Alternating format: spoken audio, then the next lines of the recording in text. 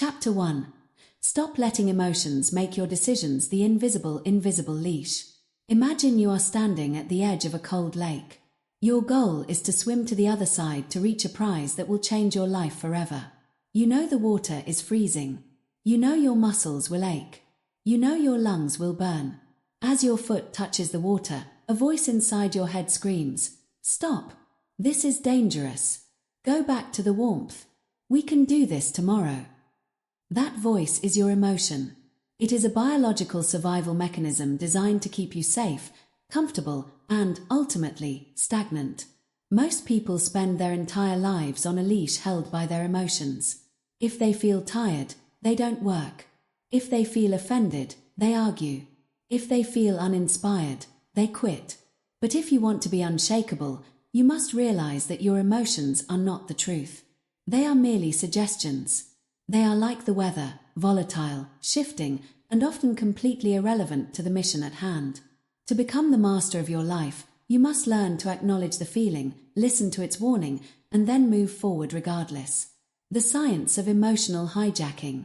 To control your emotions, you must understand how they work. Deep within your brain lies the amygdala, an ancient structure responsible for your fight or flight response. It reacts in milliseconds. When you face a stressful email, a difficult conversation, or a physical challenge, the amygdala fires off signals that flood your body with cortisol and adrenaline.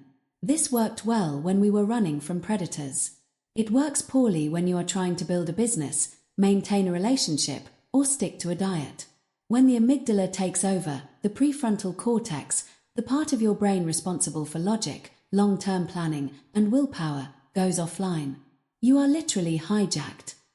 The unshakable mind is one that has trained the prefrontal cortex to remain in charge even when the amygdala is screaming. You must learn to witness your emotions as a third-party observer. Instead of saying, "I am angry," you say, "I am experiencing a sensation of anger." This small shift creates the space necessary to make a logical decision rather than an impulsive reaction. The elite athlete's secret, the pain threshold. Consider the elite marathon runner at mile 22. Their body is failing. Their nervous system is sending frantic signals to the brain that they are dying. To an amateur, this feeling is a command to stop. To the elite, this feeling is simply data. They have spent thousands of hours practicing the art of separating what I feel from what I do. They understand that the wall they hit isn't physical, it's emotional. It is the brain's attempt to preserve energy. By pushing through that wall, they prove to their brain that they are the commander. When you see an athlete performing under immense pressure, you aren't just seeing physical talent. You are seeing a person who has decided that their goals are more important than their temporary discomfort. They have mastered the internal divorce, the separation of their actions from their current mood. The cost of emotional decisions. Think back to the biggest mistakes of your life. How many of them were made when you were calm, rational, and centered? Likely very few. Most of our regrets stem from emotional peaks or valleys. Anger. You said something you can't take back. Fear. You turned down an opportunity that could have changed everything. Lust or greed. You chased a temporary high that ruined a long-term plan. Laziness. You chose the comfort of the couch and lost your momentum. Emotions rise fast and they fade fast.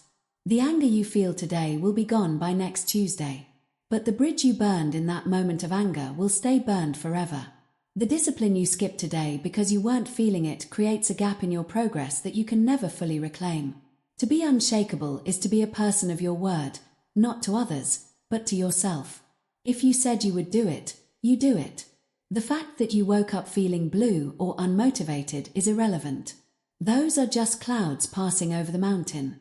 You are the mountain. The 30-day practice. The 5-second rule for logic.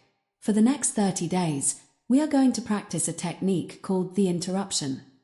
Every time you feel a strong emotion trying to dictate an action, whether it's the urge to check your phone, the urge to skip a workout, or the urge to snap at someone, you must pause for 5 seconds. In those 5 seconds, ask yourself one question. Is this action moving me closer to the person I want to be in 5 years, or is it just satisfying a feeling I have right now? If the answer is that it's just satisfying a feeling, you must do the opposite of what the emotion wants. If the emotion says stay in bed, you must stand up immediately. If the emotion says eat the junk food, you must drink a glass of water and walk away. You are training your brain to realize that the emotion is not the boss. You are building a new neural pathway that prioritizes values over vibes. Developing emotional stoicism. Stoicism isn't about having no emotions. It's about not being controlled by them. It's about being a functional stoic. You can feel the sting of a rejection. You can feel the heat of frustration. You can even feel the weight of sadness. But you do not let those things hold the steering wheel of your life. Imagine your life is a ship. Your emotions are the waves. Some days the waves are small, and some days there is a storm. A weak captain blames the waves for why the ship didn't reach the harbor. A strong captain knows that the waves are just part of the ocean, but the rudder, the decision-making process, is what determines the destination. Stop waiting for the right time to start. Stop waiting until you feel ready. If you wait until you feel ready, you will be waiting until you are on your deathbed. Readiness is a feeling, and feelings are liars. Action is the only truth. Chapter 1 Summary and Daily Directive. Your task for the first 3 days of this 30-day journey is simple but brutal. Identify 3 moments each day where your emotions are telling you to take the easy or reactive path. When you hit those moments, acknowledge the feeling, label it, and then do exactly what you planned to do before that feeling arrived. Don't let a 10-minute mood ruin a 10-year plan. Repetition phrase. Feel it, but don't follow it. Chapter 2. Comfort is the enemy of mental strength. The modern seduction. We live in the most comfortable era in the history of the human race. At no other point in time could a human being satisfy their every whim with the swipe of a finger. We have climate-controlled homes that keep us at a perfect 72 degrees regardless of the raging storm outside. We have mattresses that contour to our spines, shoes that cushion every step, and services that deliver hot food to our doors so we never have to brave the cold or the rain. On the surface, this looks like progress. We call it the high standard of living. But underneath this veneer of luxury lies a psychological crisis. By removing every ounce of friction from our lives, we have inadvertently stripped away the very thing that makes us strong. We have become psychologically soft. We are like muscles that have been in a cast for years. The moment we are asked to lift a heavy weight, we snap. Comfort is not a reward for your hard work. It is a slow-acting sedative. It tells you that you've done enough. It whispers that you deserve a break. It convinces you that the goal of life is to reach a state of permanent relaxation. But if you look at the nature of the universe, anything that stops growing and stops facing resistance begins to decay. If you want to be unshakable, you must realize that comfort is the enemy. It is the cage that keeps you small. The lesson of the biosphere. In the late 1980s, a group of scientists built a massive, glass-enclosed ecosystem in the Arizona desert called Biosphere 2. It was a closed system designed to see if humans could survive in a self-sustaining environment. Inside, they planted trees, crops, and created a perfect living condition with no wind, no predators, and no harsh weather. The trees inside the biosphere grew faster than trees in the wild. They were lush, green, and tall. But then something strange happened. Before the trees could reach their full height, they simply tipped over and died. They didn't rot. They weren't eaten by insects. They just fell. The scientists eventually discovered the cause: the lack of wind. In the wild, a tree is constantly buffeted by winds. This stress forces the tree to develop what is known as reaction wood or stress wood. This wood is denser and much stronger than normal wood. The wind creates microscopic tears in the tree's fibers, and as the tree heals those tears, it becomes structurally reinforced.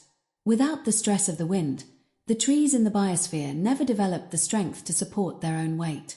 Human beings are exactly the same.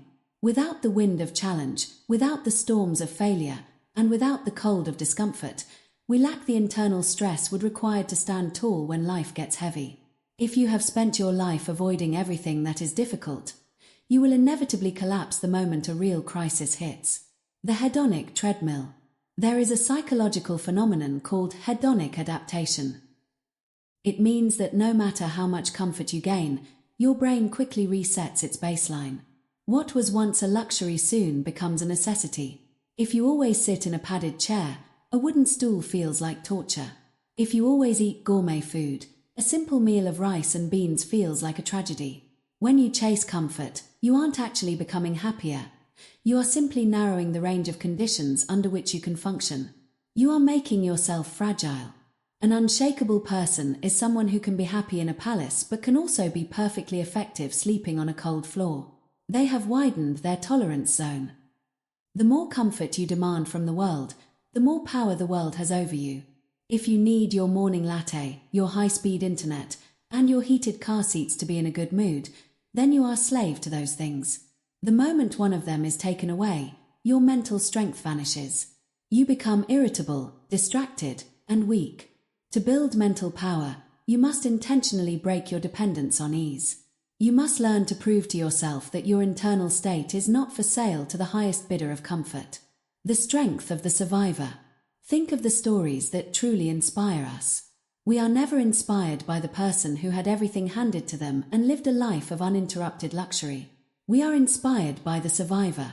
Consider the story of Viktor Frankl, the psychiatrist who survived the Nazi death camps. He observed that the prisoners who survived were not necessarily the most physically robust. They were the ones who had a mental why and who had developed the ability to endure unimaginable discomfort without breaking. They had built stress wood through years of previous challenges or through a sheer act of will. Or look at the history of great explorers. Men like Ernest Shackleton, whose ship was crushed by Antarctic ice, leaving his crew stranded for nearly 2 years in the most brutal conditions on Earth. They didn't survive because they were comfortable. They survived because they had spent their lives leaning into the wind. They had practiced discomfort so often that when the ultimate test came, they were ready. Hardship is the forge of the soul.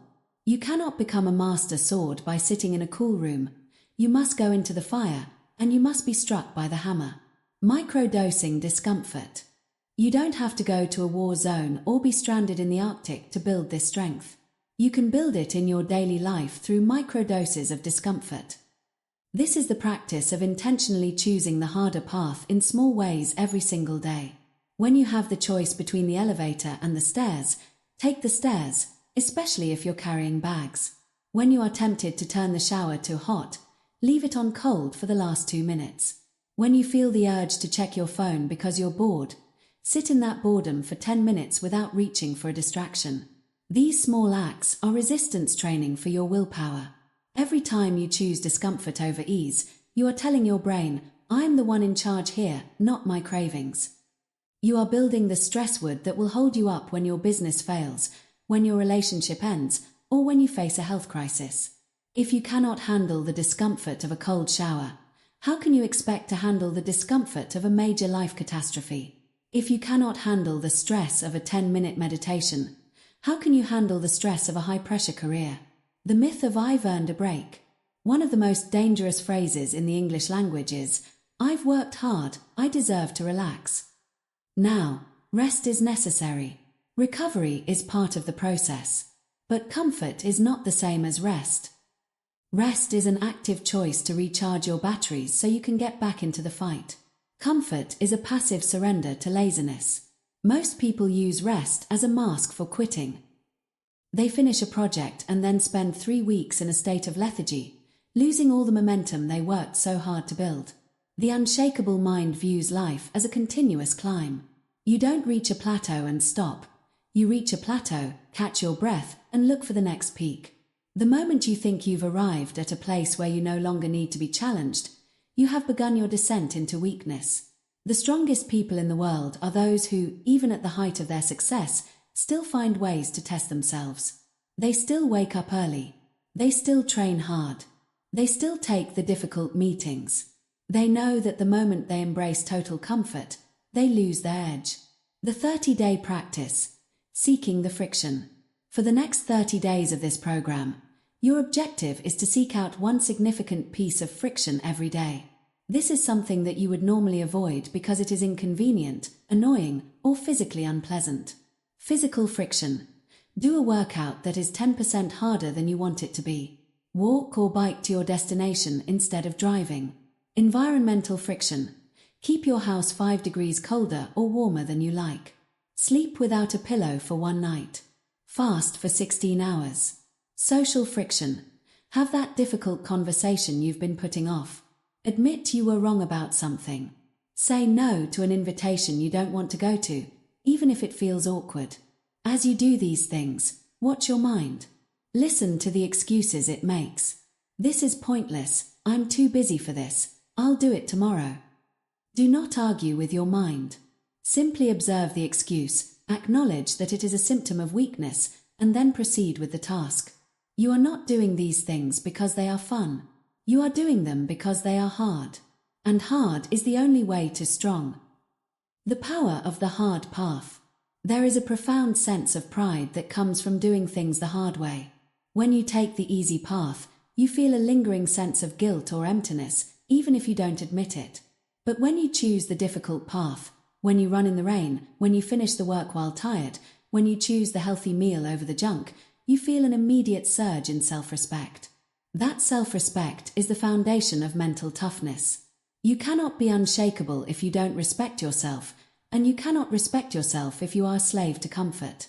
Every time you choose discomfort, you are sending a message to your subconscious: I am a person who can handle things. I am a person who does not break. I am a person who is stronger than my environment. Over 30 days, these messages accumulate. They form a new identity. You stop seeing yourself as a victim of circumstances and start seeing yourself as a warrior who thrives on challenge. You begin to look forward to the wind because you know it's making your wood stronger.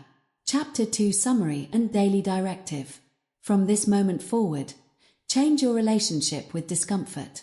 Stop viewing it as something to be avoided and start viewing it as a prerequisite for greatness. If a day goes by where you haven't felt some level of stress, physical strain, or mental friction, consider that day a loss. Your directive for today: identify the one thing you are currently avoiding because it is uncomfortable. Do that thing first. Do it without complaining. Do it because it is the enemy of your weakness. Comfort is the grave of ambition. Discomfort is the womb of power. Repetition phrase: comfort creates weakness. Discomfort builds power. The commander doesn't just issue orders. The commander frames the mission. Your mind will naturally frame things negatively. I have to go to work. I have to deal with this client. I have to work out. This framing creates a sense of victimhood. It makes the mind feel like it is being punished. An unshakable commander changes the have to into get to. I get to test my patience with this difficult client. I get to see what my body is capable of in this workout. I get to build a legacy through this difficult project. This isn't toxic positivity. It is a tactical reframing. By changing the language, you take away the mind's ability to use resentment as an excuse to quit. You turn a burden into a challenge, and the human mind is much more willing to work for a challenge than it is to work for a burden. Overcoming the fear loop. Another way the mind tries to control you is through the fear loop. It projects what-if scenarios into the future. What if I fail? What if people laugh? What if I lose my money? This is the mind trying to protect you from social or financial death. But in the modern world, these fears are almost always exaggerated. To break the fear loop, you must use the commander's logic. When your mind presents a fear, force it to be specific. Ask, what is the absolute worst-case scenario? Usually, the worst-case scenario is that you'll be embarrassed or have to start over. Is that death? No. Then it is not a threat. The commander looks at the fear, acknowledges its existence, and says, noted. We are moving forward anyway. You don't need the fear to go away to be unshakable. You only need to move despite it. Courage is not the absence of the mind's chatter. It is the decision that something else is more important than that chatter. The 30-day practice. Establishing command. For the next 30 days, you are going to practice the 2-minute rule of command. Every time your mind suggests a shortcut, whether it's leaving a dish in the sink, skipping a page of your reading, or ending a workout early, you must pause. You will wait exactly 5 seconds, and then you will do the task with extreme precision. The goal isn't just to get the task done. The goal is to show your mind that its suggestions have zero authority over your movements. You are training the soldier to stand at attention. The daily routine of command. The no negotiation wake up. The moment the alarm sounds, your feet hit the floor. No thoughts allowed. Do not check your phone. Do not think about the weather. Move your body before your mind wakes up enough to complain. The mind audit. 3 times a day, stop and listen to your internal monologue. If the voice is complaining, judging, or fearing, say to yourself, that is a thought, not a truth. The last rep. In every task you do today, do one extra thing that your mind tells you isn't necessary. 1 extra minute of work. 1 extra set. 1 extra chore. This is the commander's tax. It proves you are in control. The ultimate goal. 1 unit. Eventually, the friction between the commander and the soldier begins to disappear. When you have controlled your mind long enough, your mind stops looking for the out. It stops suggesting the shortcut. It becomes a high-performance machine that anticipates the commander's needs. This is the state of flow or the zone. It is where the mind is perfectly aligned with the will. But you cannot reach that state of unity until you have first gone through the state of conflict. You must be willing to be the mean drill sergeant to your own mind for a while. You must be willing to be unreasonable with yourself. If you let your mind control you, you are passenger in your own life. When you control your mind, you are the pilot. The weather, your thoughts and feelings, might be rough, but you are the one with your hands on the controls. Chapter 3 Summary and Daily Directive. Stop treating your thoughts as if they are you. They are just noise generated by a survival-hungry organ. Your mind will try to talk you out of every great thing you have ever planned. It will try to make you rationalize your way into a small, safe, boring life. Your directive for today: do not win an argument with your mind. End the argument. When the negotiator starts talking, cut him off. Act. Move. Execute. You are the commander. Your mind is the soldier. Start acting like it. Repetition phrase. You are the commander. Your mind is the soldier. Chapter 3. Control your mind before it controls you. The voice inside your head. If you were to walk down a busy city street and see a person shouting at themselves, arguing with thin air, and calling themselves names, you would think they were mentally ill. You would stay away from them. You would certainly never take advice from them. And yet, if we could play a loudspeaker of the internal monologue happening inside your own head, we would hear something very similar. We hear a voice that says, "You're not ready for this." A voice that says, "You should just sleep in today. You had a long week." A voice that complains about the weather, doubts your abilities, and looks for every possible shortcut to avoid work. The first step to becoming unshakable is the realization of a profound truth. You are not your mind. You are the observer of your thoughts. You are the consciousness that hears the voice. The voice itself is merely a biological program, a software designed over millions of years to prioritize one thing above all else: survival. Not success, not happiness, not wealth, and certainly not mental toughness. Just survival. And in the modern world, your brain thinks survival means staying in bed, eating high-calorie sugar, and avoiding the danger of social rejection or hard work. If you let your mind run on its default settings, it will lead you straight into a life of mediocrity and fear. To be unshakable, you must step into the role of the commander. You must train your mind to be a soldier that obeys, rather than a master that dictates. The survival mechanism.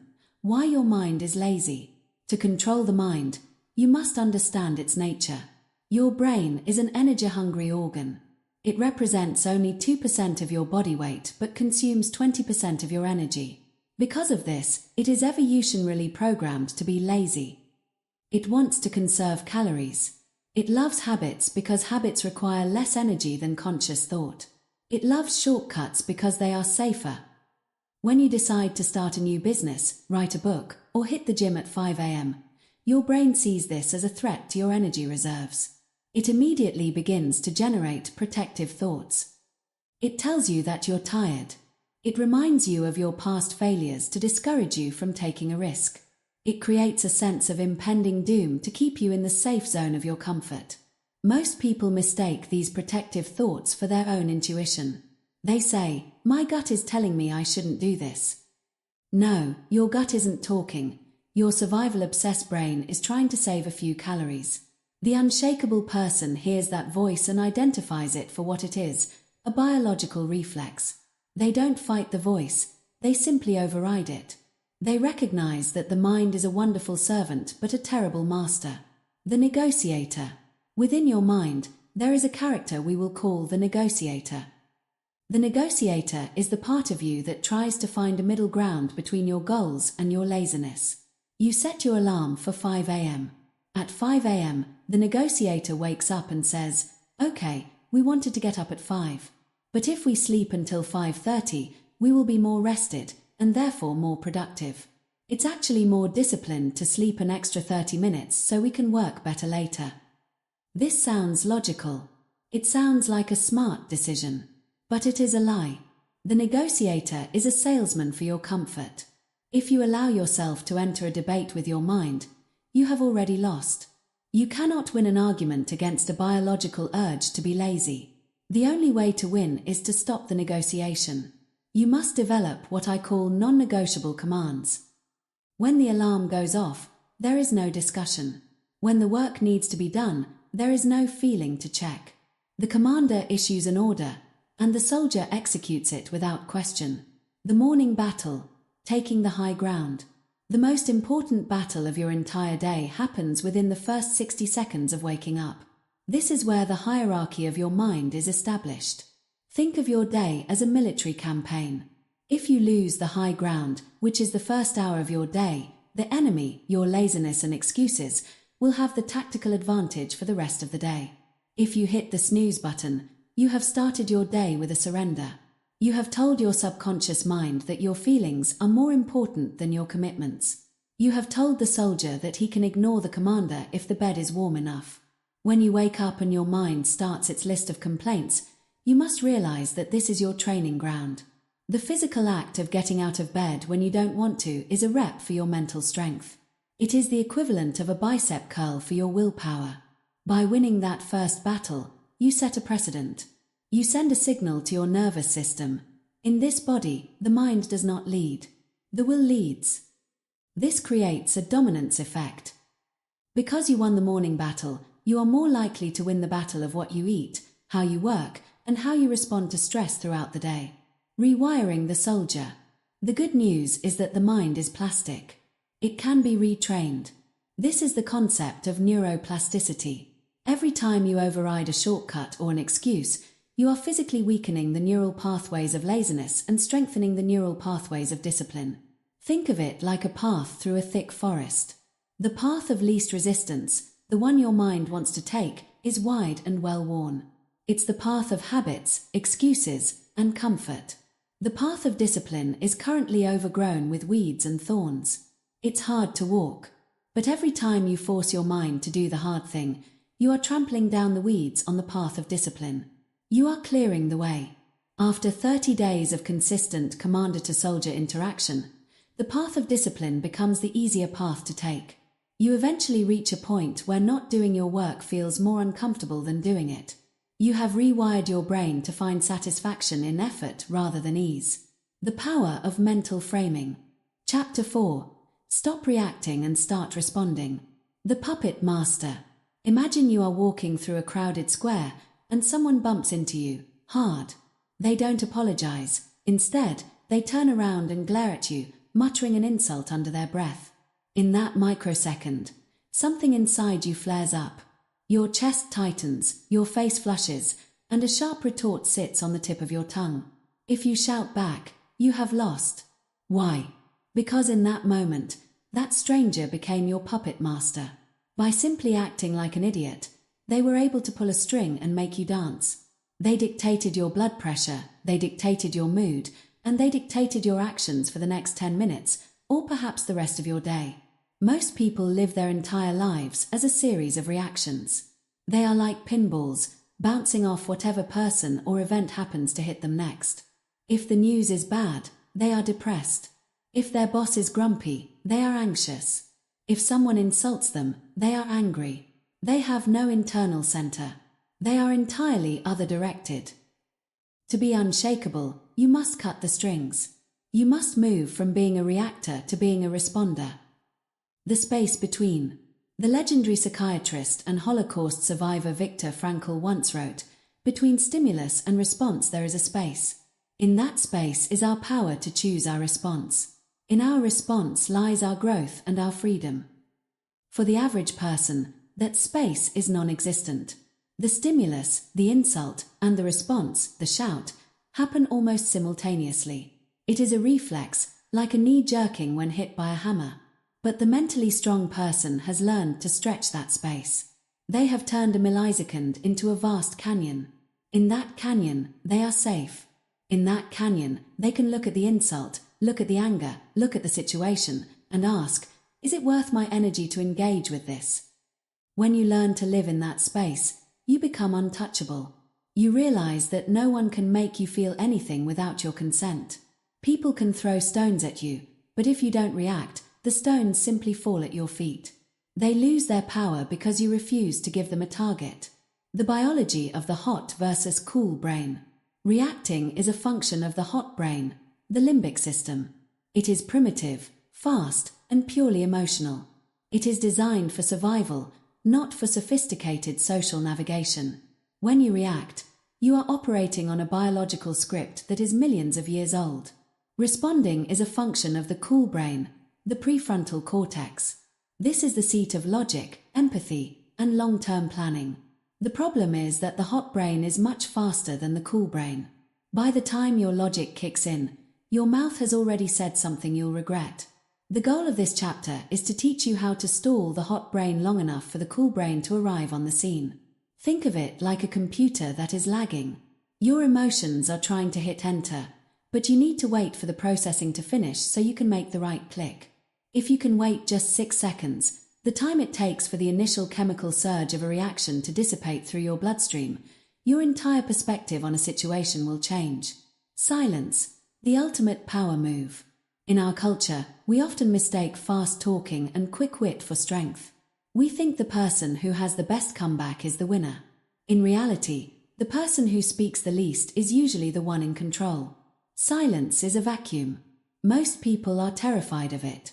When there is a pause in a conversation or an argument, the average person feels an overwhelming urge to fill it. They start babbling, they start justifying themselves, or they start escalating. The unshakable person uses silence as a tool. When someone tries to bait you into an argument, try this: say nothing. Just look at them. Not with anger, but with a calm, neutral curiosity. This does 2 things. First, it forces the other person to confront their own behavior. Without your reaction to feed off of, their anger has nowhere to go. It withers. Second, it keeps your power intact. By not responding, you are signaling that their words are not heavy enough to move you. In a high-stakes negotiation or a corporate meeting, the person who can sit in silence longest usually wins. They are the ones who aren't desperate. They are the ones who are observing while others are performing. Repetition phrase. Pause. Breathe. Choose. The trap of validation-seeking reactions. A large portion of our reactions are actually defensive moves. We react because we feel our ego is being threatened. We want to prove we are right, we want to protect our reputation, or we want to show that we aren't weak. But here is the irony: the more you feel the need to defend yourself, the weaker you look. A lion does not react to the barking of a small dog. The lion doesn't turn around and bark back. It doesn't try to explain its lionness to the dog. It simply continues walking because it knows what it is. The dog's barking is irrelevant to the lion's reality. When you react impulsively to criticism or gossip, you are essentially telling the world, I am worried that this might be true, and I need to fight to make sure no one believes it. An unshakable mind doesn't seek validation. If someone calls you a liar and you know you are truthful, why do you need to react? Their lie doesn't change your truth. It only reveals their character. By remaining calm and responding only when necessary, you maintain the high ground. Tactical responding, the 3-step process. To move from reaction to response, you need a tactical framework you can use when the heat rises. This is the PBC method. 1. Pause, the interruption. The moment you feel the flare of emotion, whether it's anger, fear, or offense, you must physically stop. If you are typing a message, take your hands off the keyboard. If you are speaking, close your mouth. This pause is the most difficult part, but it is the most vital. It is the circuit breaker that stops the emotional fire from spreading. 2. Breathe, the biological reset. Take one deep, diaphragmatic breath. Inhale through your nose for 4 seconds, hold for 2, and exhale through your mouth for 6. This isn't just calming down, it is a biological hack. The long exhale stimulates the vagus nerve, which triggers the parasympathetic nervous system. It literally cools your brain by telling your heart rate to slow down. It moves the blood from your hot brain back to your cool brain. 3. Choose the strategic move. Now that your logic is back online, ask yourself, what is the most effective thing I can do right now to achieve my long-term goal? Sometimes the choice is to walk away. Sometimes it's to offer a calm, firm boundary. Sometimes it's to ignore it completely. The key is that it is a choice, not a reflex. You are no longer a puppet. You are the puppeteer. The grey rock method. In psychology, there is a technique used for dealing with toxic or manipulative people called the grey rock method. The idea is to make yourself as uninteresting and unreactive as a plain grey rock. When a manipulative person tries to get a rise out of you, you give them nothing. No anger, no tears, no long explanations. You give short, boring, non-committal answers. Okay. I see. That's your opinion. By refusing to provide an emotional payoff, you break the cycle of the reaction. The other person eventually loses interest and moves on to a more reactive target. This method is incredibly effective not just with toxic people, but with the world at large. When the world throws chaos at you, become a grey rock. Let the waves of drama wash over you without changing your shape. Emotional contagion. You must also be aware that emotions are contagious.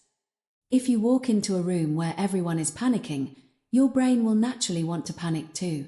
If someone shouts at you, your brain will naturally want to shout back. This is due to mirror neurons in the brain. To be unshakable, you must learn to be the thermostat, not the thermometer. A thermometer only reflects the temperature of the room. It goes up when it's hot and down when it's cold. A thermostat, however, sets the temperature. If the room is hot, the thermostat works to bring it down to a set level. When you enter a high-pressure situation, do not let the room dictate your temperature. Carry your own atmosphere with you. If people around you are losing their cool, your calm should be so thick that it starts to pull them toward you. Strength is not being the loudest in the room. It is being the one who is the most grounded. The 30-day practice, the delay. For the next 30 days, you are going to practice the delay. Digital delay. If you receive a text or email that makes you angry or anxious, you are forbidden from replying for at least 30 minutes. Use that time to walk, breathe, and engage your cool brain. Verbal delay. In conversation, wait 2 full seconds before answering any question or comment. This small gap shows that you are thinking, not just reacting. Physical delay. If someone cuts you off in traffic or bumps you in a store, count to 10 before you allow yourself to make any gesture or say any word. During these 30 days, your goal is to be unoffendable. Treat every attempt to get a reaction out of you as a test of your training. Imagine there is a hidden scoreboard, and every time you stay calm under pressure, you score a point. Every time you snap back, you lose 10. The freedom of non-reaction. There is a massive sense of freedom that comes from knowing you don't have to react. You realize that most of the emergencies in your life are actually just other people's drama. You realize that you have a limited amount of emotional energy, and you are finally choosing to spend it on things that actually matter. When you stop reacting, you stop wasting energy on trivialities. You become more focused, more productive, and much more respected. People may not like that they can't push your buttons, but they will deeply respect the fact that you own your own mind. You are the gatekeeper of your internal peace. No one can cross the threshold unless you open the door. Chapter 4 Summary and Daily Directive. Reacting is for the weak. Responding is for the powerful. When you react, You are giving away your freedom for a momentary feeling of getting even. When you respond, you are keeping your power and moving toward your goals. Your directive for today: in every interaction, look for the gap. Find that space between what happens and what you do. For today, make pause. Breathe. Choose your mantra. See how many strings you can cut. Become the lion who doesn't hear the barking. Become the thermostat that sets the tone. Repetition phrase. Pause. Breathe. Choose. Chapter 5. Build daily discipline like a muscle. The myth of the grand gesture. Most people have a fundamental misunderstanding of how mental strength is built. They wait for a big moment, a massive crisis, a high-stakes competition, or a life-altering tragedy to test their mettle. They think that when the time comes, they will simply rise to the occasion. But the reality of human nature is quite different. In moments of extreme pressure, you do not rise to the level of your expectations. You fall to the level of your training. Mental toughness is not a lightning bolt that strikes you out of nowhere. It is not an innate personality trait that you are either born with or you aren't. Mental toughness is a muscle. And just like the muscles in your legs or your chest, it obeys the laws of biology. If you don't use it, it withers. If you overload it consistently and allow it to recover, it grows. If you want to be unshakable in 30 days, you must stop looking for the grand gesture and start looking for the daily repetition. You don't become a warrior by winning a war. You become a warrior by the way you polish your boots, the way you stand at attention, and the way you train when no one is watching. Discipline is the quiet, boring, and often invisible foundation of everything great. The science of the basal ganglia. To build discipline, you have to understand where it lives in your brain. While your commander, the prefrontal cortex, handles your logic, your habits live in a deeper, more primitive area called the basal ganglia. This part of the brain is designed to save energy. When you do something for the first time, like taking a cold shower or waking up at 5 a.m., it requires a massive amount of commander energy. You have to think about it, argue with yourself, and force your body to move. But as you repeat that action day after day, the brain creates a chunk. It moves the behavior from the energy-expensive prefrontal cortex to the energy-efficient basal ganglia. This is why the first 5 days of any new discipline feel like torture, but the 20th day feels like a routine. You are literally physically rewiring your brain. You are turning a conscious effort into an automated response. The unshakable person is simply someone who has automated so many hard things that they no longer have to spend willpower to do them. They don't have to try to be disciplined. They just are disciplined because their basal ganglia has been trained to execute excellence by default. Progressive overload for the mind. In weightlifting, there is a principle called progressive overload. If you lift the same 10-pound weight every day for a year, you will not get stronger. You will only maintain what you have. To grow, you must constantly increase the weight, the repetitions, or the intensity. Mental discipline works the same way. If you only do what is moderately difficult, your mental strength will plateau. To become unshakable, you must constantly look for ways to add weight to your daily routine. If you can walk a mile, walk 2. If you can sit in a cold shower for 30 seconds, stay for 60. If you can focus on your work for 30 minutes without checking your phone, push for 45. You are looking for the point of friction. The point where your mind starts to say, "Okay, that's enough, we can stop now." That is where the growth happens. If you stop the moment it gets uncomfortable, you are just maintaining. If you push for 2 minutes past the point of discomfort, you are building muscle. The cold shower, the ultimate willpower drill. Why do so many tough people talk about cold showers? It's not because of the skin benefits or the metabolic boost, though those exist. It's because the cold shower is the perfect laboratory for mental discipline. Think about the moment you are standing outside the shower, looking at the handle. You know that when you turn it to cold, it is going to suck. Your brain is generating 1,000 reasons why you should just use warm water today. I'm already cold, I'm running late, I'll do it tomorrow instead. In that moment, there is no physical danger. You aren't going to die. The only thing standing between you and the cold water is your own mind.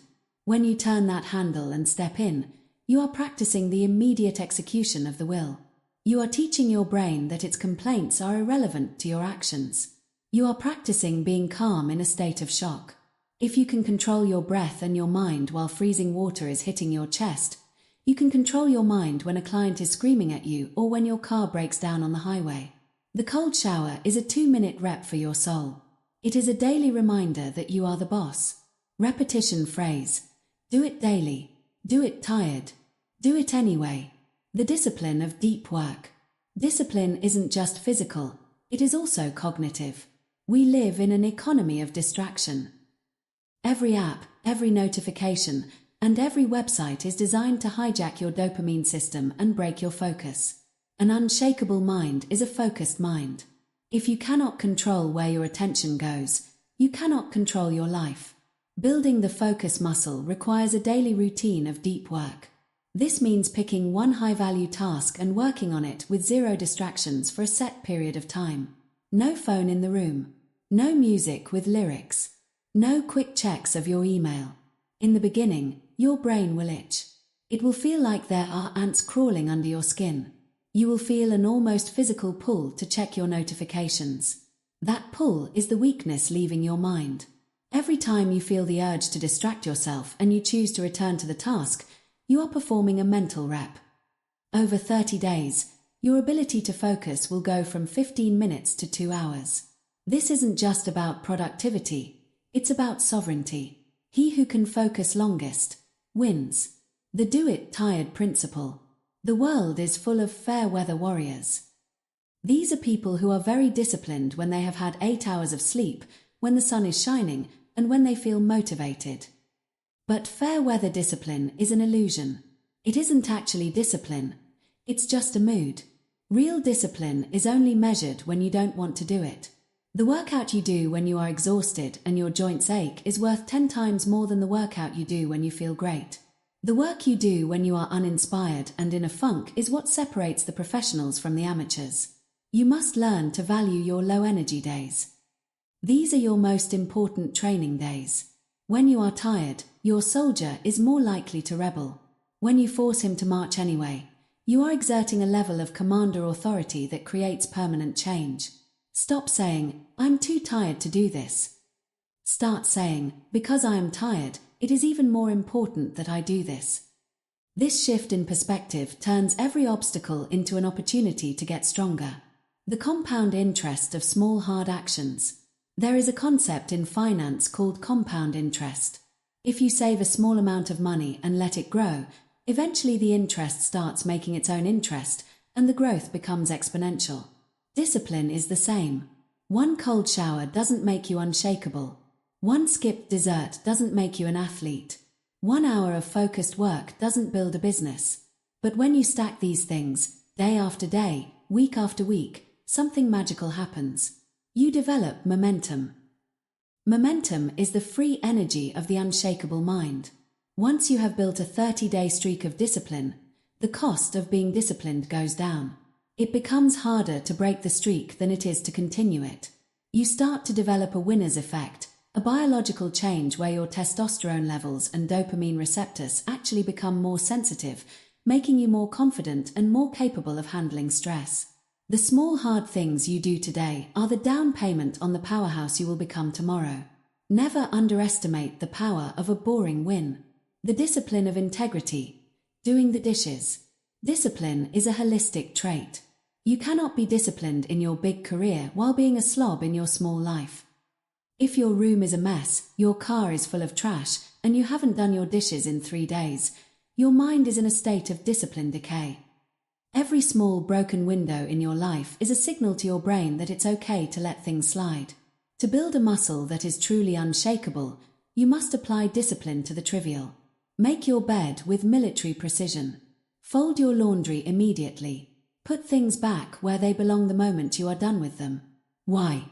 Because how you do anything is how you do everything. If you allow yourself to be lazy with the dishes, that same laziness software will run when you are trying to close a major deal or stay calm in a crisis. Excellence is not a sometimes thing. It is an always thing. The 30-day practice. The non-negotiable list. For the next 30 days, you are going to create a non-negotiable list. These are 3 to 5 small, hard tasks that you will perform every single day, regardless of your mood, your schedule, or your health. Examples could include a 2-minute cold shower, 60 minutes of uninterrupted deep work, a 30-minute physical workout, even if it's just a fast walk, waking up at a specific time without hitting snooze, tracking every cent you spend or every calorie you eat. The goal isn't to be perfect at the task. The goal is to be perfect at the commitment. If you have to do your workout at 11:45 p.m. in your pajamas because you forgot during the day, do it. The rep isn't the exercise. The rep is the fact that you didn't let yourself off the hook. The mirror test. At the end of each day during this 30-day challenge, look at yourself in the mirror. Ask yourself, did I win today, or did my excuses win? There is no draw. You either moved forward or you retreated. If you did the hard things, even while you were tired, you won. That feeling of winning the day is more addictive and more satisfying than any comfort or distraction the world can offer. You are building a reputation with yourself. When you have a 30-day history of never breaking a promise to yourself, you become a different species of human being. You walk differently. You speak differently. You have the quiet confidence of a person who knows they can count on themselves when things get hard.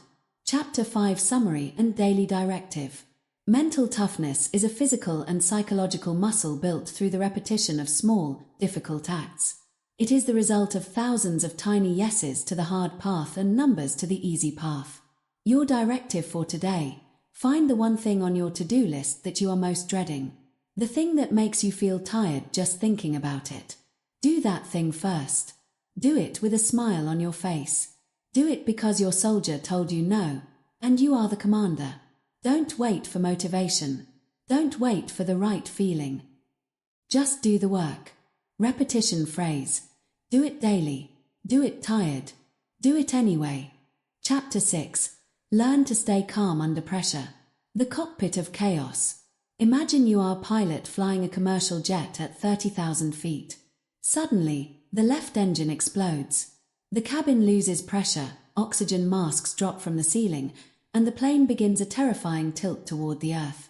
Alarms are screaming, and hundreds of passengers behind you are shrieking in terror. In that moment, your body is flooded with an astronomical amount of adrenaline.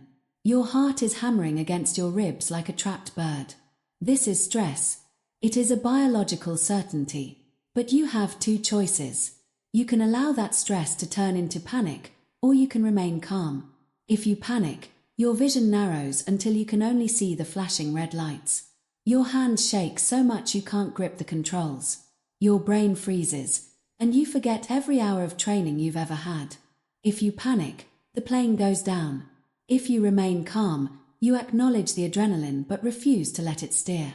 You begin a checklist. Engine out. Secure it. Altitude dropping. Level the wings. Emergency signal. Broadcast it. You don't ignore the danger. You simply refuse to let the danger dictate your internal state. The unshakable person is not someone who never feels stress. That is a myth. The unshakable person is someone who has learned that stress is fuel, but panic is poison. Stress is not the enemy. We have been lied to about stress. We are told that stress is bad and that we should avoid it at all costs. This is a recipe for fragility. Stress is simply the body's way of preparing for a challenge. It sharpens your senses, speeds up your reaction time, and mobilizes energy. If you are about to give a speech, take a test, or enter a difficult negotiation, you want a bit of stress. It means your body is online and ready to perform. The problem arises when we interpret that stress as a sign that something is wrong. We feel our heart rate rise and we think, oh no, I'm panicking. That thought, that secondary reaction, is what causes the spiral of chaos. You aren't reacting to the situation anymore. You are reacting to your own physical sensations. To be unshakable under pressure, you must change your relationship with your physiological responses. Your pounding heart isn't a sign of fear. It's your body pumping oxygen to your brain so you can think faster. Your sweaty palms aren't a sign of weakness. They are a sign that your nervous system is ready for action. When you stop fearing the feeling of stress, you take away its power to turn into panic. The remote control, the power of the breath. If the brain is the computer, the breath is the remote control. It is the only part of your autonomic nervous system that you can control consciously. You cannot tell your heart to slow down. You cannot tell your adrenal glands to stop pumping. But you can control the depth and rhythm of your breathing.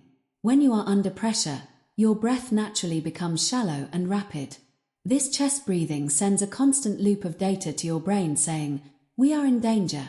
Keep the panic high." By forcing your breath into a specific pattern, you hack the system. You send a counter signal to the brain saying, "I am breathing like a person who is safe and in control. Therefore, we must be safe and in control." The most effective tool for this is box breathing, a technique used by Navy SEALs, elite athletes, and emergency surgeons to maintain tactical calm. The box breathing method. Inhale through your nose for a count of 4. Hold that breath for a count of 4. Exhale slowly through your mouth for a count of 4. Hold empty for a count of 4. When you do this, you are manually overriding the fight or flight response. You are stimulating the vagus nerve, which acts as a brake for your heart rate. You are moving from the hot brain, the amygdala, back to the cool brain, the prefrontal cortex. In any high-pressure situation, your first priority is never the external problem. Your first priority is your own breath. If you own your breath, you own the moment. Mental detachment, the eye of the storm. A hurricane is a vortex of absolute destruction. It can level cities and move mountains. But at the very center, the eye, it is perfectly still. The birds are chirping. The air is calm. The sun is shining. To be unshakable, you must learn to be the eye. When chaos is erupting around you, a project is failing, people are arguing, your finances are in trouble, you must practice mental detachment. This is the ability to step back and observe the situation as if you were a scientist watching an experiment. Imagine you are standing on a balcony, looking down at the you who is in the middle of the stress. From the balcony, you can see that the problem isn't the end of the world. You can see the exits. You can see the logic. But when you are on the floor in the middle of it, you are too close to see anything clearly. Ask yourself, in 10 years, will this moment matter? Most of the time, the answer is no. This realization creates a cognitive gap. It allows you to operate with a level of dispassionate execution. You do what needs to be done, but you don't let the heat of the situation get inside your soul. Repetition phrase. Calm is strength. Pressure is a privilege. There is a famous quote by the tennis legend Billie Jean King, "Pressure is a privilege." Think about what that means. If you are under pressure, it means you are in the game. It means you have a responsibility. It means your actions matter. The only people who feel no pressure are the people who are doing nothing of significance. The person who is sitting on their couch watching TV feels no pressure. The person who is in the arena, trying to build a business or raise a family or lead a team, feels immense pressure.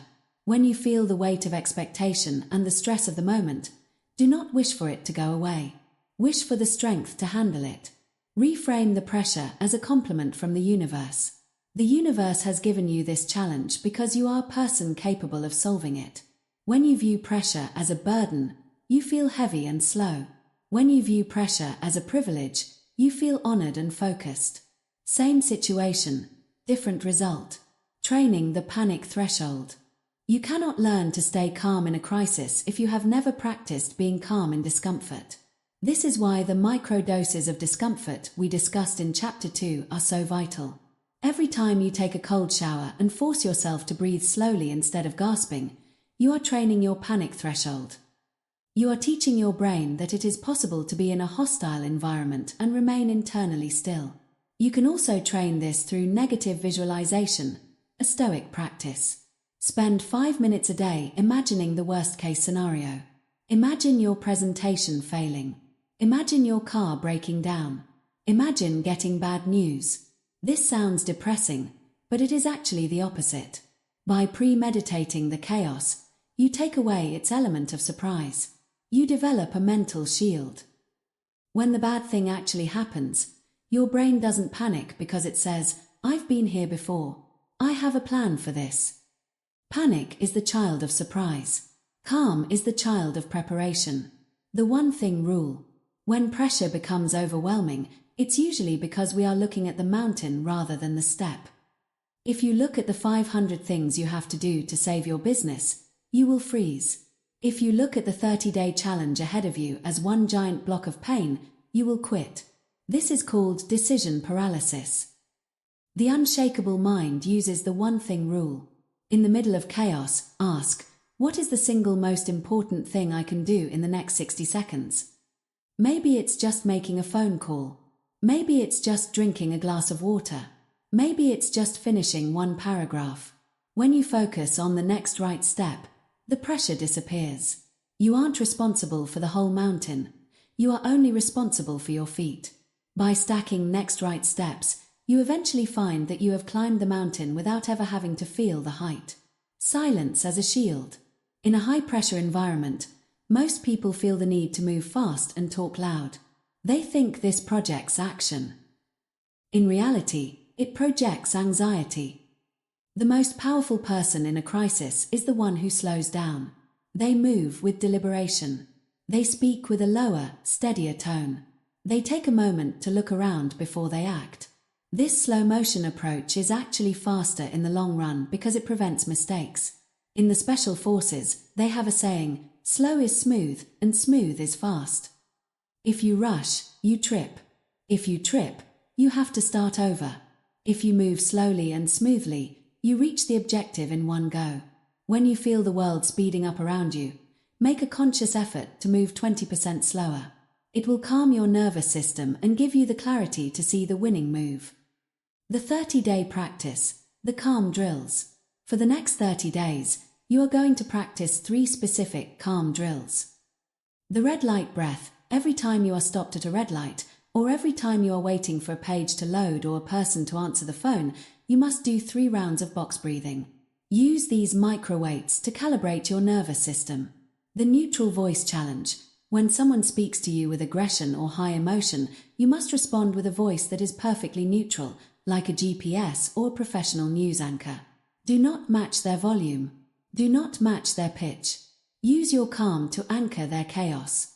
The chaos walk. Once a week, go to a place that is loud and busy, a crowded mall, a busy city street, a loud gym. Walk through the crowd slowly and mindfully. Practice keeping your internal heart rate low while the world around you is moving at a frantic pace. The reward of the unshakable.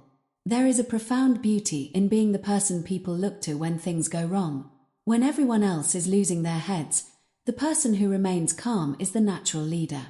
They are the gravity in the room. But the real reward isn't the respect of others. The real reward is the peace of mind. You no longer have to live in fear of the what ifs. You know that no matter what the world throws at you, you have the remote control in your hand. You know that you are the eye of the storm. The storm will come. It always does. But you will be standing there, breathing, observing, and executing. Chapter 6 Summary and Daily Directive. Stress is an inevitable part of life, but panic is a choice. You can train your body to stay cool even when the environment is hot. By mastering your breath and your perspective, you turn pressure from a weight into a weapon.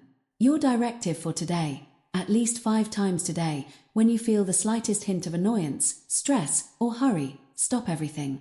Perform 4 rounds of box breathing. Reclaim your high ground. Do not let the world speed you up. You set the pace. Repetition phrase. Calm is strength. Chapter 7. Stop seeking comfort, approval, and validation. The mirror of others. Most people walk through life carrying a heavy, invisible burden, the weight of other people's opinions. We are social animals, and for thousands of years, being liked by the tribe was a matter of life or death. If the tribe didn't approve of you, you were cast out into the wilderness to face the elements alone. Because of this, our brains are hardwired to crave validation.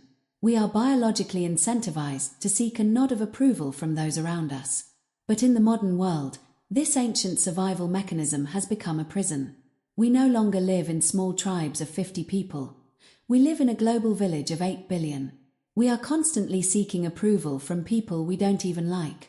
We dress for strangers. We work jobs to impress neighbors we never speak to, and we post our highlight reels on social media, waiting for the dopamine hit of a like from people we haven't seen in a decade. The problem with seeking validation is that it makes you inherently hackable. If you need someone's praise to feel good, you are giving them the power to make you feel bad by simply withholding that praise. You are handing over the keys to your internal kingdom. To be unshakable, you must reclaim those keys. You must stop looking in the mirror of others to see your own worth. The inner versus outer scorecard. One of the wealthiest and most successful investors in history, Warren Buffett, often speaks about the inner scorecard. He asks a profound question: would you rather be the world's greatest lover, but have everyone think you're the world's worst? Or would you rather be the world's worst lover, but have everyone think you're the world's greatest? The person who chooses the first option is living by an inner scorecard. They know their reality, and that is enough. The person who chooses the second is living by an outer scorecard. They are willing to live a lie as long as the audience is clapping. Mental strength is built entirely on the inner scorecard. It is the ability to walk into a room where everyone doubts you, mocks you, or ignores you, and remain completely centered because you know exactly who you are and what you have done. It is the ability to fail publicly and not feel ashamed because you know you gave your absolute best. When you live by an outer scorecard, your self-worth is a volatile stock market. It goes up and down based on things you cannot control. When you live by an inner scorecard, your self-worth is a fortress. The weather outside doesn't matter because the foundation is built on your own integrity, your own discipline, and your own standards. The validation junkie, a cycle of weakness. Validation is like a drug. The first time someone tells you you're brilliant or attractive, it feels amazing. But like any drug, you quickly build a tolerance. Soon, you need more people to say it, and they need to say it louder. If you are a validation junkie, you become a people pleaser. You stop saying what you actually think because you're afraid of the friction. You stop taking risks because you're afraid of looking stupid. You become a beige, filtered version of yourself. You are no longer a person of character. You are a collection of safe traits designed to minimize criticism. But here is the reality. The more you try to please everyone, the less everyone respects you. Respect is not given to those who bend with the wind. It is given to the oak tree that remains upright during the storm. People are naturally drawn to the person who doesn't need them.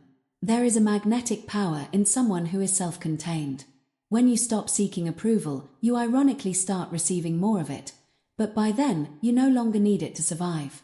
The trap of premature praise. Have you ever had a big goal, like starting a business, losing 20 pounds, or writing a book, and the first thing you did was tell everyone about it? And when you told them, they said, "Wow, that's amazing. You're so disciplined." And you felt a rush of pride?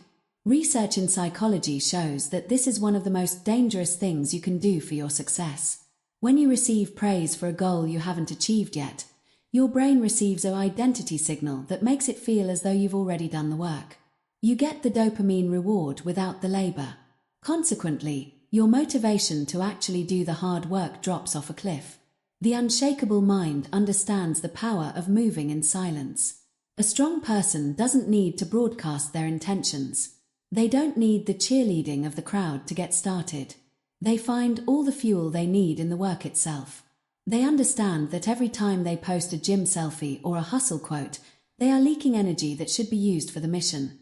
Don't talk about what you're going to do. Do it. Let the results be the first time anyone hears about it. There is no greater power than the person who has been working in the shadows for months and suddenly emerges as a finished product.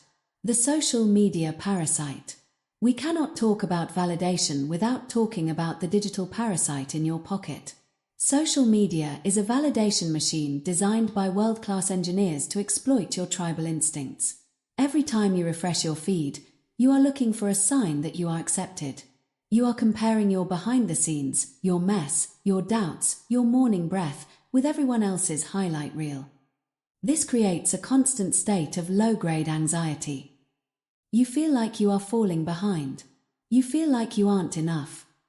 To be unshakable in 30 days, you must break the digital leash. You must realize that a like is a worthless currency. It has no value in the real world. It doesn't build your bank account, it doesn't build your muscles, and it certainly doesn't build your character. If you find yourself constantly checking your notifications, you are admitting that you are bored with your own life and desperate for the attention of others. An unshakable person is too busy building their empire to care what people are saying about it in the comment section. Repetition phrase: your approval is enough. Self-respect versus self-esteem. In the last few decades, we have obsessed over self-esteem. We tell children they are special just for existing. We give out participation trophies. We try to make everyone feel good. But self-esteem is often fragile because it is often based on external factors or hollow affirmations. Self-respect is different. Self-respect is earned. You cannot affirm your way into self-respect. You cannot look in the mirror and tell yourself you're a warrior if you spent the whole day eating junk food and avoiding your responsibilities. Your subconscious knows the truth. It knows you're a liar. Self-respect is the result of keeping promises to yourself. When you say you're going to wake up at 6 a.m. and you do it, you gain a unit of self-respect. When you say you're going to finish that report and you do it, you gain another. When you face a fear and don't back down, your self-respect skyrockets. When your self-respect is high, you no longer need validation from others. You have the receipts. You have the evidence of your own discipline. You can stand alone because you know you are in good company. You are your own highest authority. Dealing with criticism and haters. The moment you stop seeking approval and start being unshakable, people will be bothered. Your growth will shine a light on their stagnation. Your discipline will make their laziness look bad. Some people will try to pull you back into the bucket. They will criticize your new habits. They will call you obsessed or different. They will wait for you to fail so they can say, "I told you so." You must realize that criticism is often just a distorted confession. When someone says, "You're working too hard," what they are often really saying is, "Your hard work makes me feel guilty about how little I'm doing." The unshakable person doesn't argue with critics. They don't try to win the debate. They use the grey rock method we discussed in Chapter 4. They remain neutral. They understand that hate is just a confused form of admiration. If you weren't doing anything important, no one would bother to criticize you. The fact that you have detractors is proof that you are moving. The freedom of being nobody. There is a strange, paradoxical freedom in realizing that, in the grand scheme of the universe, no one is actually thinking about you. We walk around thinking everyone is judging our clothes, our hair, or our mistakes. But everyone else is also the protagonist of their own movie. They are too busy worrying about their clothes, their hair, and their mistakes to spend more than 5 seconds thinking about yours. When you realize that nobody cares, you are finally free to be yourself. You can take the embarrassing risk. You can start the weird business. You can fail 100 times. The audience you are so afraid of is mostly an illusion.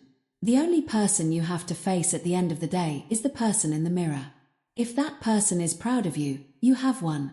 If that person is ashamed of you, it doesn't matter if the whole world is cheering, you have lost. The 30-day practice. The validation fast. For the next 30 days, you are going to go on a validation fast. This is a rigorous protocol designed to starve your ego and feed your self-respect. The silent win. You are forbidden from posting about your achievements, your workouts, or your progress on social media.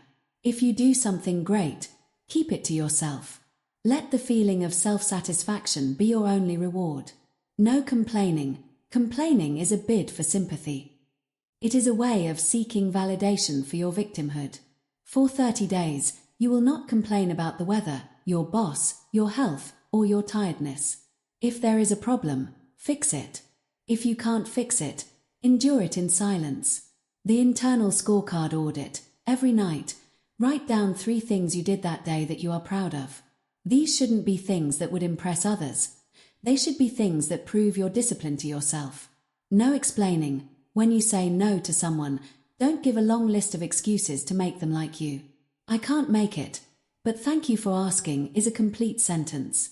Stop trying to manage everyone's opinion of you. Walking the path alone. Building an unshakable mind can be a lonely process at first. Most people are validation addicts, and when you stop playing the game, they won't understand you. You might lose some friends who were only there for the gossip and the shared mediocrity. But as you walk this path, you will begin to attract a new kind of person. You will attract other unshakable individuals, people who live by their own standards, who move in silence, and who value character over clout. More importantly, you will find a level of internal peace that you never thought possible. You will realize that the approval you were chasing was just a shadow. The real substance is your own self-respect. When you are okay with yourself, the whole world can be against you, and it won't move you an inch.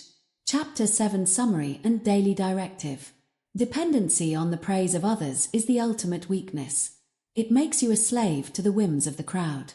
To be unshakable, you must cultivate an inner scorecard and learn to find your own validation through your own discipline. Your directive for today: do something difficult and tell no one. Do not tweet it, do not text it, do not mention it in conversation. Sit with the secret of your own excellence. Feel the power that comes from knowing you don't need anyone to witness your strength for it to be real. You are the only judge that matters. Repetition phrase: your approval is enough. Chapter 8. Turn pain into power. The universal constant. There is one thing in this life that is absolutely guaranteed. It does not matter how much money you have, how healthy you eat, or how carefully you plan your future. You will, at multiple points in your journey, experience profound pain. You will experience the pain of loss, the pain of physical injury, the pain of betrayal, the pain of failure, and the slow, grinding pain of disappointment. Most people spend their entire lives trying to build a fortress that is pain-proof. They avoid risks to avoid failure. They avoid deep connections to avoid heartbreak. They stay in comfortable, mediocre jobs to avoid the pain of the unknown. But here is the great irony. By running from pain, they end up creating a different, more corrosive kind of pain, the pain of regret. The unshakable mind does not try to escape pain. It understands that pain is not a wall, it is a doorway. It is not an obstacle, it is raw material. To be unshakable is to be a mental alchemist, someone who can take the lead of suffering and turn it into the gold of character. Pain versus suffering, the critical choice. There is a profound distinction that you must memorize if you want to survive the storms of life. Pain is a sensation, suffering is a story. Pain is what happens when the world hits you. It is the physiological or emotional sting. Suffering, however, is what happens when you add the word why to the pain. Why is this happening to me? Why is life so unfair? Why can't things be the way they used to be? The moment you ask why, you are creating a narrative of victimhood. You are telling your brain that you are being punished by the universe. This narrative is what causes suffering. An unshakable person accepts the pain but rejects the suffering. When they lose a job, they feel the sting of the loss, pain, but they don't tell themselves the story that they are a loser, suffering. When they go through a breakup, they feel the ache of the absence, pain, but they don't tell themselves the story that they are unlovable, suffering.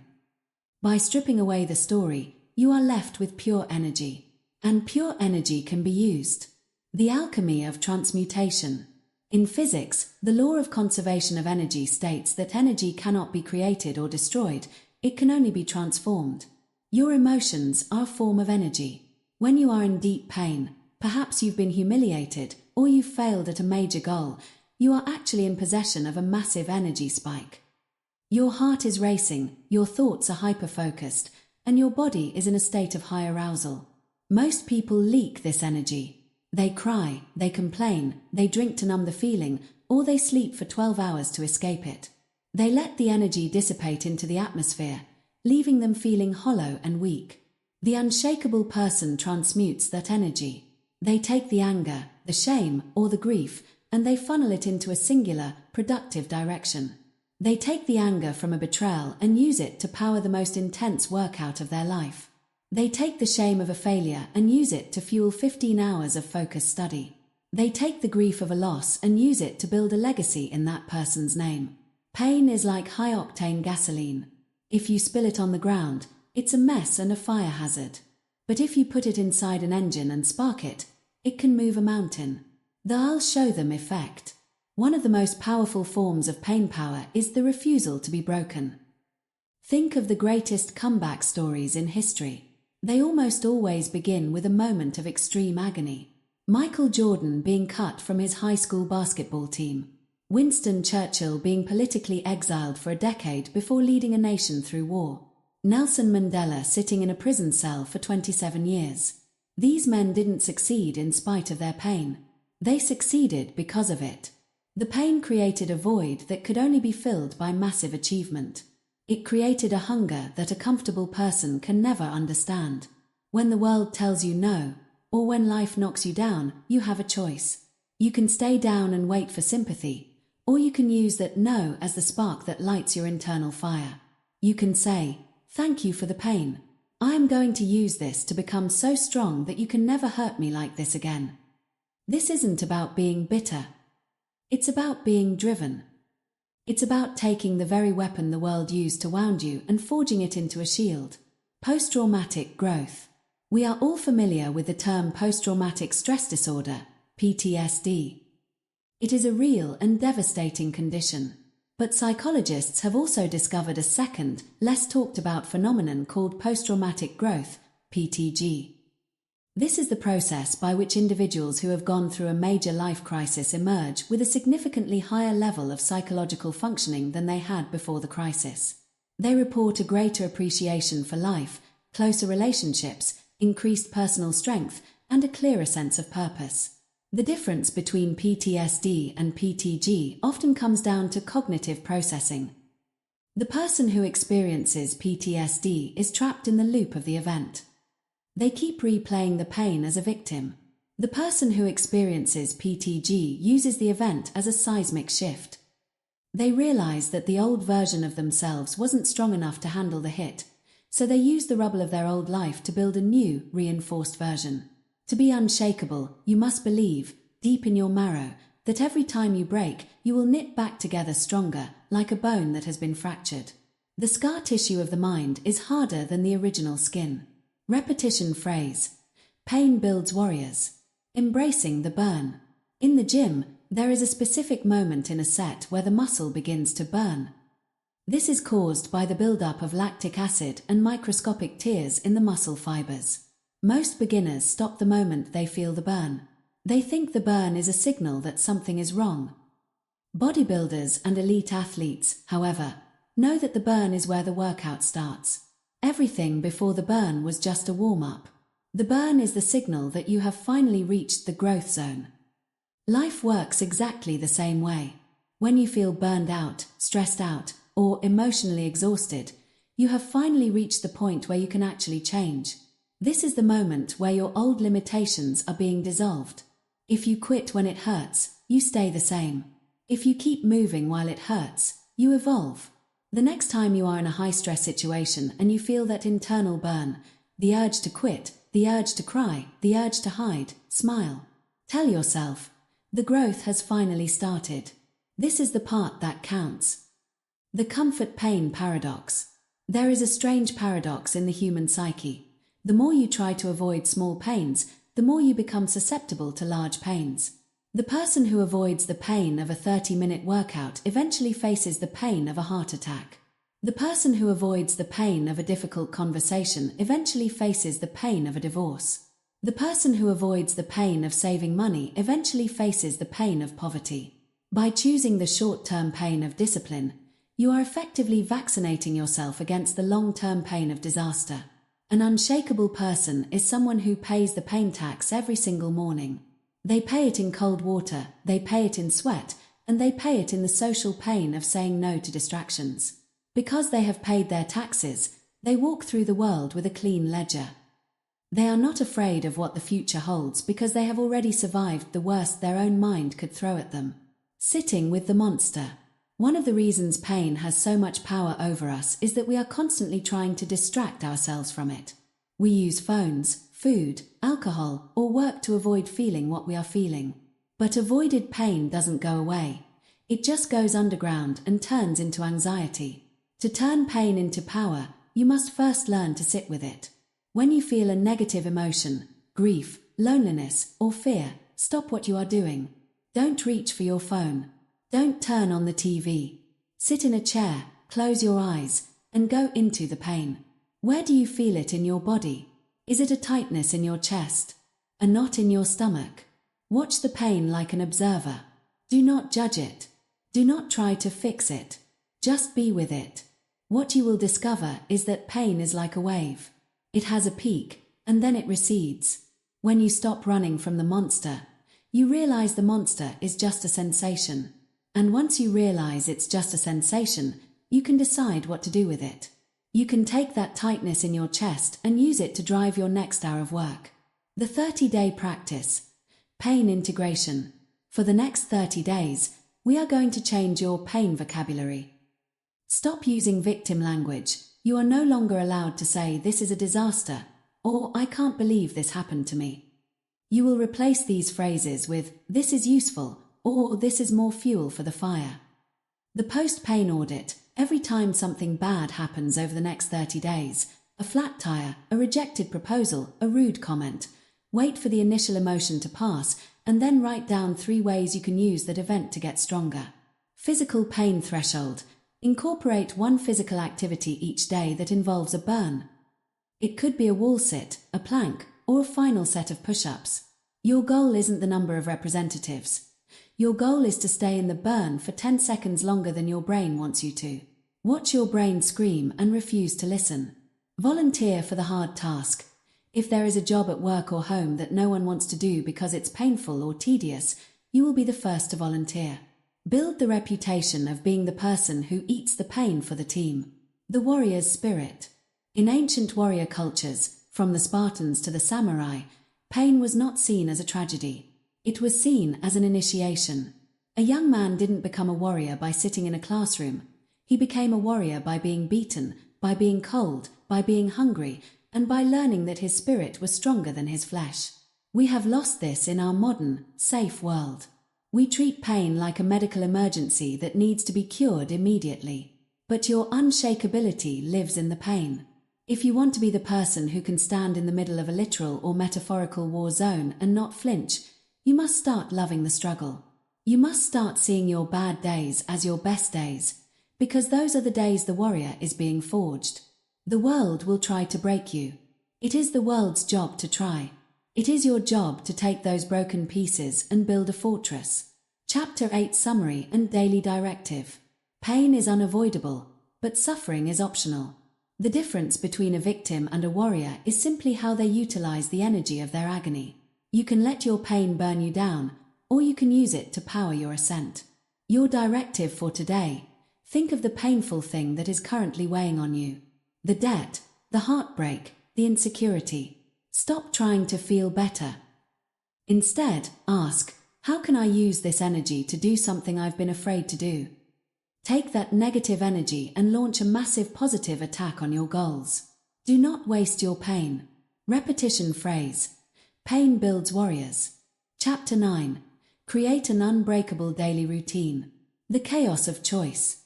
Every morning, most people engage in a silent, exhausting war with themselves. The alarm goes off, and the first decision of the day begins. Should I get up, or should I sleep for 10 more minutes? Once they finally crawl out of bed, the next decision arises. Should I check my email, or should I go for a run? What should I eat for breakfast? What should I wear? Which task should I start first at work? By the time the average person arrives at their desk at 9 a.m., they have already spent a significant portion of their willpower budget on trivial choices. Willpower is a finite resource. It is like a battery that drains throughout the day. Every time you have to make a choice, especially a choice between what is easy and what is right, you drain that battery. This is a scientific phenomenon known as decision fatigue. When your battery is low, you are more likely to take the path of least resistance. You are more likely to snap at your spouse, skip your workout, or scroll through social media instead of doing deep work. The unshakable mind understands that willpower is for emergencies, but routine is for everyday excellence. By creating an unbreakable daily routine, you automate the good decisions. You take the steering wheel out of the hands of your tired self and put it in the hands of a pre-planned script. You stop deciding to be strong and start being strong because it is simply what the schedule demands. The physics of momentum. In the world of physics, Newton's first law of motion states that an object at rest stays at rest, and an object in motion stays in motion with the same speed and in the same direction unless acted upon by an external force. This law applies perfectly to your mental state. The hardest part of any difficult task is the transition from rest to motion. It is the first 5 minutes of the run. It is the first sentence of the report. It is the first 60 seconds of the cold shower. This is where your mind, the negotiator, has the most power to stop you. A routine is a momentum machine. When you have a set sequence of actions that you perform every morning, you don't have to generate starting energy for every individual task. The completion of task A leads naturally into task B. Task B carries you into task C. By the time your brain fully wakes up and realizes it's doing something difficult, you already have 45 minutes of momentum behind you.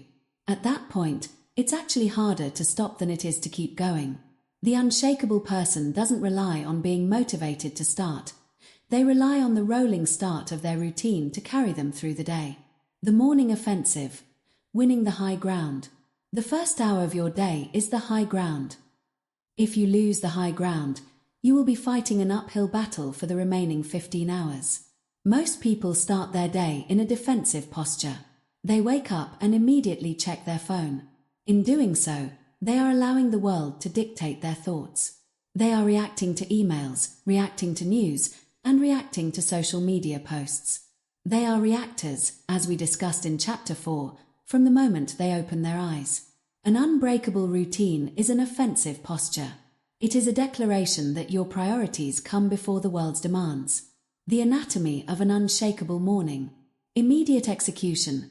As we discussed in Chapter 3, your feet hit the floor the moment the alarm sounds. No snooze. This is your first victory. Hydration and movement. Your body has been in a state of stagnation for 8 hours. You drink water and move your body, even if it's just 5 minutes of stretching or push-ups, to signal to your nervous system that the hunt has begun. The stillness gap. Before the noise of the world enters your ears, you spend 10 minutes in silence, meditation, or box breathing. You calibrate your internal thermostat. The big frog. You identify the most difficult, most important task of the day and you start it immediately. You don't clear the small stuff first. You attack the most intimidating thing while your willpower battery is at 100%. When you win the morning, you develop a psychological winner's effect. You go into the rest of your day with the confidence of someone who is already victorious. Even if the rest of the day goes to hell, you have already secured the high ground. The power of environmental design. An unbreakable routine is not just about what you do, it's about where you do it. Your environment is constantly sending signals to your subconscious. If your desk is covered in clutter, your mind will feel cluttered. If your phone is sitting next to you while you work, your brain is spending energy not looking at it. To be unshakable, you must design for discipline. You make the right choices easy and the wrong choices hard. If you want to work out in the morning, lay your clothes out the night before so you have to step over them to get to the bathroom. If you want to stop checking your phone, put it in a different room or a timed locker during your deep work sessions. If you want to eat clean, remove every piece of junk food from your house. Stop relying on brute force willpower to stay disciplined. It's a losing game. Instead, create a closed-loop environment where your routine is the only logical path to take. Structure removes the need for excuses. When the path is narrow and clearly marked, you don't have to wonder which way to go. The deep work block. We live in an age of shallow work, answering pings, attending pointless meetings, and shuffling papers. Shallow work makes you feel busy, but it doesn't build an unshakable life. An unbreakable routine must include at least one deep work block. This is a 90 to 120-minute period of total immersion in a high-value task. During this time, the world does not exist. Your door is closed. Your phone is off. You are in the zone. This is where the real mental muscle is built. The ability to hold your focus on a single, difficult problem without seeking the comfort of a distraction is one of the rarest and most valuable skills in the 21st century. An unshakable person protects their deep work block like a sacred ritual. They don't apologize for being unavailable. They realize that their value to the world is not found in how fast they reply to an email, but in the quality of the work they produce when they are focused. The evening bookend. Setting the stage. Most people think a routine ends when the workday is over. But an unshakable routine is a 24-hour cycle. The quality of your tomorrow is determined by the quality of your tonight. The evening bookend serves two purposes: decompression and preparation. 1. Decompression. You must have a ritual that signals the end of the war. You cannot go from high-stress work straight to sleep and expect to recover. This is how you burn out. You need a shutdown ritual, perhaps a walk, a journal entry, or a conversation, where you download the stresses of the day and leave them behind. You close the tabs in your brain so you can rest. 2. Preparation. You eliminate tomorrow's decisions tonight. You look at your calendar. You identify your big frog for the next morning. You prepare your environment. By doing this, you are giving your future self a gift. When you wake up tomorrow, you don't have to think. You just execute the plan that your smarter evening self laid out for you. Routine versus spontaneity. A common objection to building a strict routine is the fear that life will become boring or robotic. People say, "I want to be free to follow my feelings." But as we learned in Chapter 1, following your feelings is the fastest way to become a slave to your moods. The paradox of discipline is that structure equals freedom. Because an unshakable person has a routine that handles their health, their finances, and their work, they actually have more freedom than the disorganized person. The disorganized person is always behind. They are always stressed about a late bill, a missed deadline, or a soft physique. Their spontaneity is actually just a chaotic reaction to their own lack of discipline. The person with a routine is ahead. Because they have handled the must-dos with military precision, they can truly enjoy their free time without the nagging guilt of unfinished business. Routine is not a cage. It is the track that allows the high-speed train of your life to reach its destination. Without the track, the train is just a heavy, useless piece of metal in the dirt. The 30-day practice. The routine lock-in. For the next 30 days, you are going to commit to a non-negotiable routine. You are not allowed to tweak it or optimize it during this period. You are simply going to follow it as if it were a law. The 10-minute evening prep, every night before bed. Write down the 3 most important things you must do tomorrow. Lay out your clothes and prep your workspace. The 90-minute morning offensive. For the first 90 minutes of your day, you are off the grid.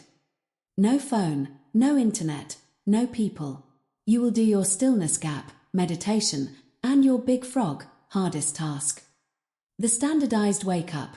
You will wake up at the exact same time every single day, including weekends. This stabilizes your circadian rhythm and strengthens your internal commander. The shutdown ritual. At a set time every evening, you will power down. No blue light, screens, for at least 45 minutes before sleep. Consistency over intensity. When people start a 30-day challenge, they often try to make their routine too intense. They try to work out for 3 hours, meditate for 1 hour, and read a whole book every day. This is a mistake. An unbreakable routine isn't about intensity, it's about consistency. It is better to work out for 15 minutes every single day than to work out for 3 hours once a week. It is the daily repetition that rewires the brain. If you find yourself failing to stick to your routine, do not abandon the routine. Simply make the steps smaller until they are too easy to fail. If you can't meditate for 10 minutes, do 1 minute. If you can't do 50 push-ups, do 5. The goal for the next 30 days is to not break the chain. Every day you complete your routine, put an X on a calendar. Your only job is to make sure those X's never stop. After 30 days, the routine will no longer require willpower. It will be part of your identity. You won't be trying to be disciplined. You will simply be a person who follows their routine. Repetition phrase. Routine beats motivation. The unstoppable momentum. Once your routine is locked in, you become a force of nature. While others are waiting for the right mood or the right opportunity, you are already miles down the road. You are stacking wins while the rest of the world is still trying to decide what to eat for breakfast. Momentum is a quiet power. It doesn't shout. It just moves. And as you move, you'll find that the big challenges that used to terrify you, the major projects, the high-pressure situations, no longer seem so daunting. Why? Because you know your routine can handle them. You know that you are a person who executes, regardless of how they feel. You have removed the negotiator from the equation. There is only the plan and the execution. Chapter 9 Summary and Daily Directive. Motivation is a fair-weather friend. It leaves you when things get cold, dark, and difficult. Routine is your loyal soldier. It stays with you when the going gets tough. By automating your excellence, you free up your mental energy for the real battles of life. Your directive for today, tonight, before you go to sleep, perform the 10-minute evening prep.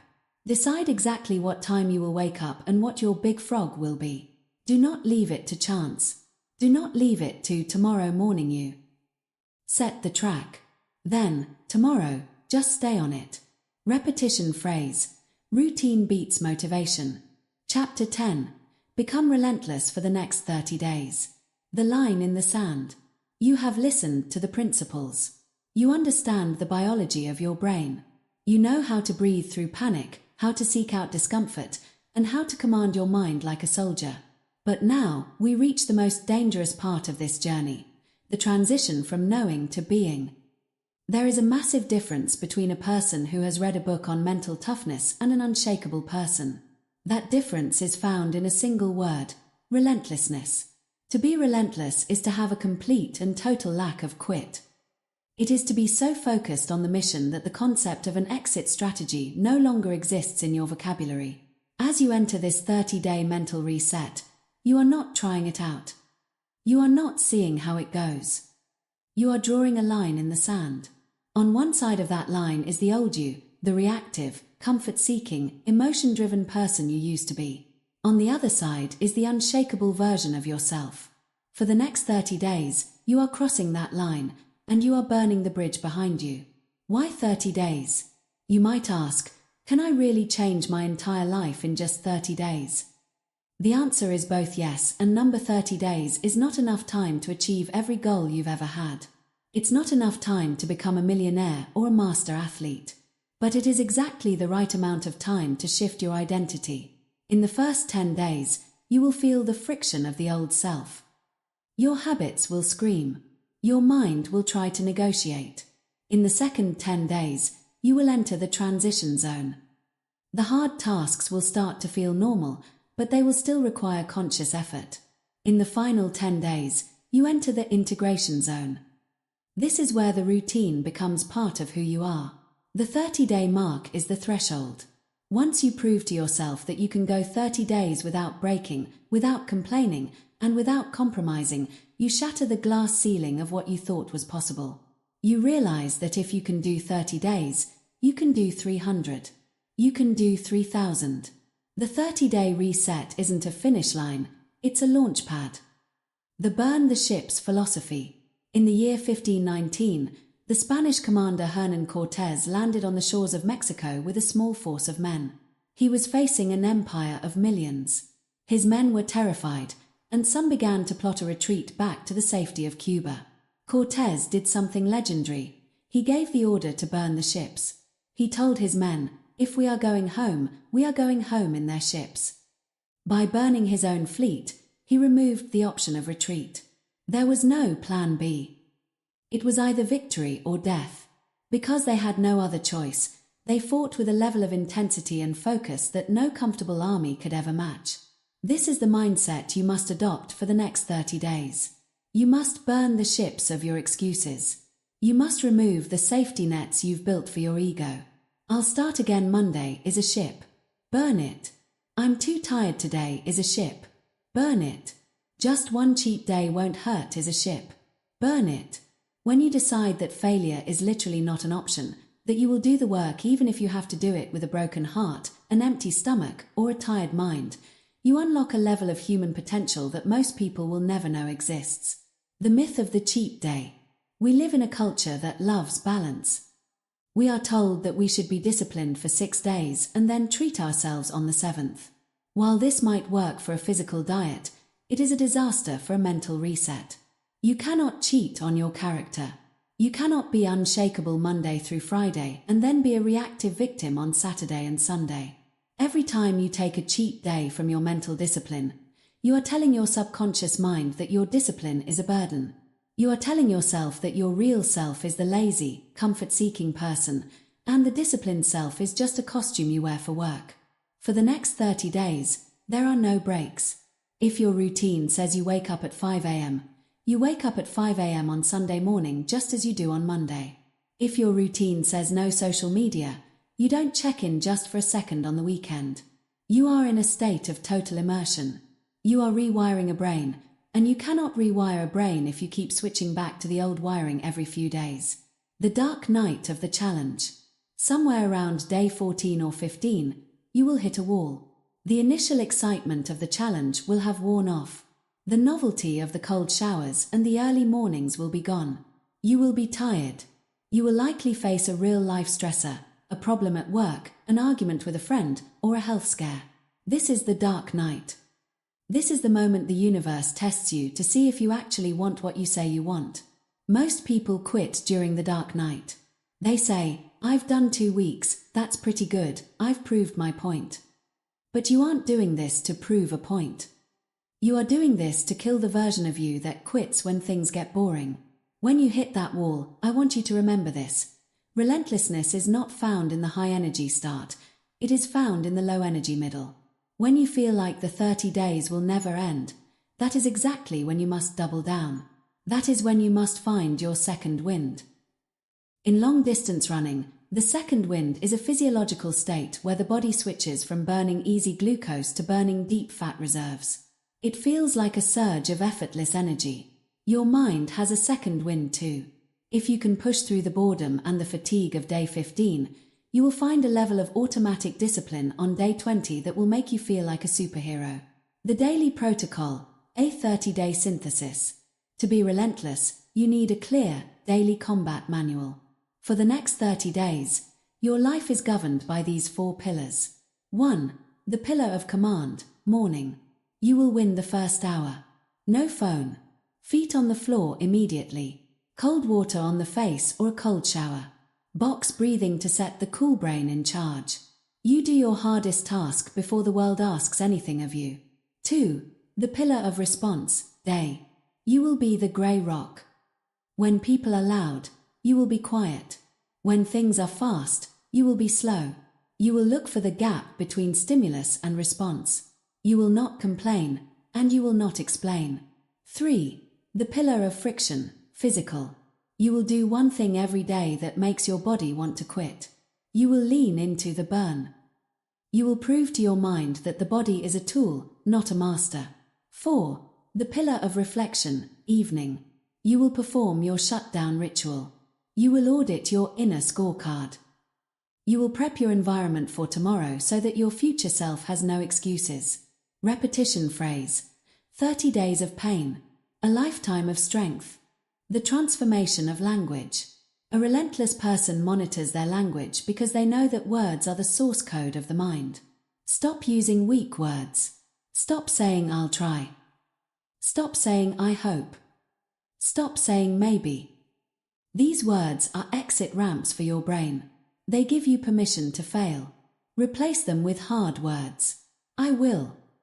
It is done. I am. When you say "I will do my workout," you have made a commitment. When you say "I'll try to get my workout in," you have already decided that you might not do it. For the next 30 days, speak as if your words are law. If you say you will do something, it must be as certain as the sun rising in the east. This creates a psychological state called self-efficacy, the absolute belief in your own ability to execute. Once you have high self-efficacy, you become unstoppable because you no longer waste energy wondering if you can do it. You just do it. The Day 31 mindset. What happens when the 30 days are over? Do you go back to your old life? Do you celebrate with a week of laziness and junk food? If you do, you have missed the point of the book. Day 31 is the first day of the rest of your life. You don't go back to the old you because the old you no longer exists. You have spent 30 days killing that version of yourself. On day 31, you don't stop the routine, you evolve it. Maybe you relax the strictness of the cold showers, or you allow yourself a bit more social media. But the core, the unshakable center, stays. You keep the box breathing. You keep the inner scorecard. You keep the pause. Breathe. Choose. You have built a new baseline. What used to feel like extreme discipline now feels like normal life. You have leveled up.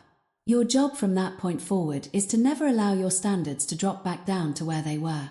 You are now a guardian of your own strength. A message to the reader. As we close this final chapter, I want you to look at your hands. I want you to realize that everything you need to change your life is already within your control. You don't need more motivation. You don't need a better environment. You don't need more time. You only need the courage to be relentless for 30 days. There will be moments in the coming weeks when you will want to throw this book away and go back to your comfortable, average life. In those moments, I want you to ask yourself, if I quit now, what am I going to be 30 days from now? What am I going to be a year from now? The answer is, you will be the same. You will have the same problems, the same anxieties, and the same quiet desperation. But if you stay relentless, if you push through the pain, the boredom, and the noise, you will be someone you don't even recognize. You will be a person who can walk into any room, face any crisis, and endure any loss without breaking. You will be unshakable. Final 30-day directive. The time for listening is over. The time for thinking about it is done. Your 30-day clock starts right now. Not tomorrow morning. Not next Monday. Now. Identify your first non-negotiable action. Maybe it's throwing away the junk food in your pantry.